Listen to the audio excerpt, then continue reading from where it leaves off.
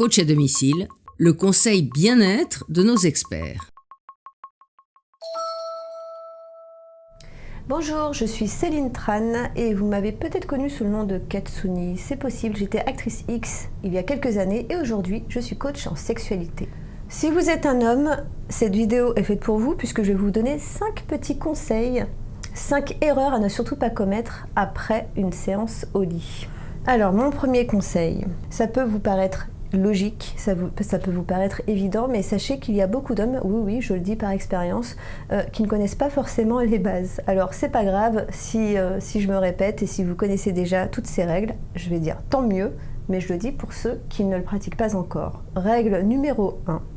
Mettez-vous bien en tête qu'un rapport sexuel ne se délimite pas avec l'érection, la pénétration et l'éjaculation. C'est bien plus que ça. C'est-à-dire que lorsque vous avez joui, ça ne veut pas dire que c'est fini. Continuez de vous occuper de votre partenaire. Parce que qui vous dit qu'elle elle en a eu assez, qui vous dit qu'elle a pris son pied. Bref, restez attentif, restez connecté. Vous pouvez continuer les préliminaires parce que les préliminaires, ce n'est pas fait uniquement avant la pénétration.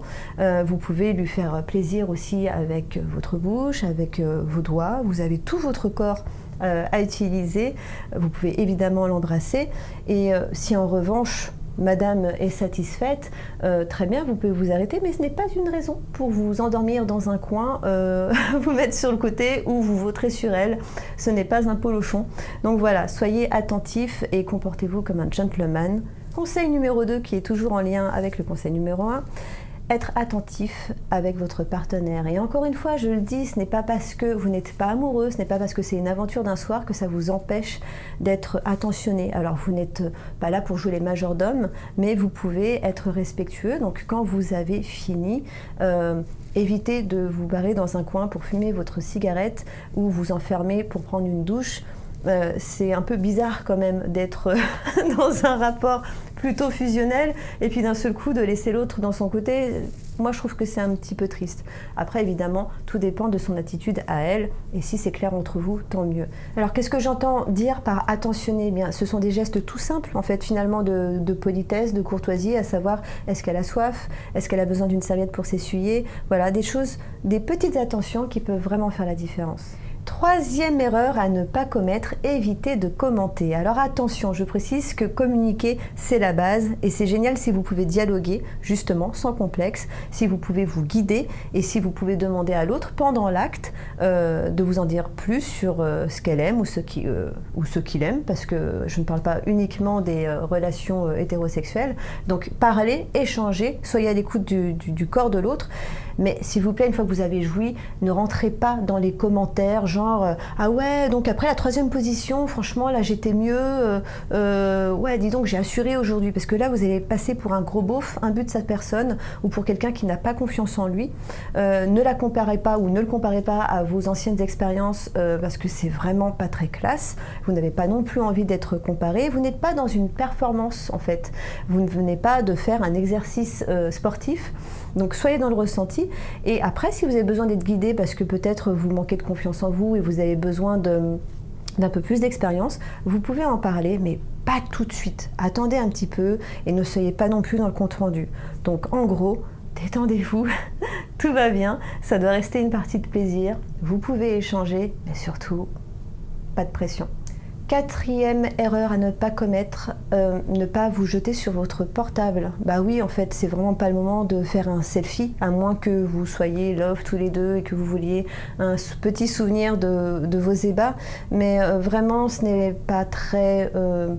c'est pas très poli, c'est pas très classe de se jeter sur son portable, que ce soit pour faire une photo ou que ce soit pour checker vos notifications, vos mails, vos coups de fil, appeler votre boss, appeler votre mère, appeler votre pote pour lui dire que ce que vous venez de faire, non, gardez ça pour l'après. Vraiment, mon conseil, c'est le temps où vous êtes avec votre partenaire, que vous soyez amoureux ou non, ça ne change rien, soyez présent à 100%, parce que c'est ça vraiment qui... met de la qualité dans votre relation et puis c'est ça aussi qui va lui donner envie de refaire une seconde, une deuxième, une troisième, une quatrième fois. Le dernier conseil, mon Dieu, une erreur vraiment hyper typique que les hommes ont tendance à faire aussi quand ils se sentent un peu trop à l'aise et un peu trop complices avec leur conjointe, à savoir aller aux toilettes sans refermer la porte. Eh bien, cela pourra en choquer quelques-uns, mais je vous assure que ça se pratique encore. Et il ne s'agit pas de jouer les saintes nitouches ou d'être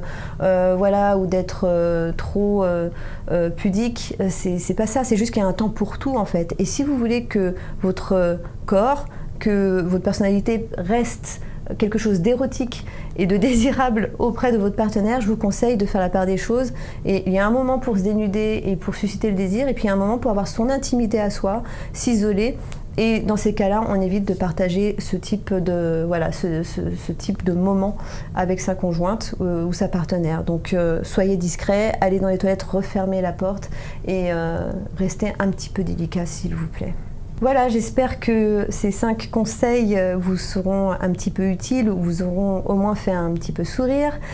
Évidemment, tout ça est très résumé et très superficiel. Si vous avez besoin de conseils beaucoup plus élaborés et surtout de plus spécifiques et plus adaptés à vos questions, n'hésitez pas à me contacter sur mon blog mavideninja.com et là, je suis tout à vous. À bientôt. À bientôt sur le HuffPost.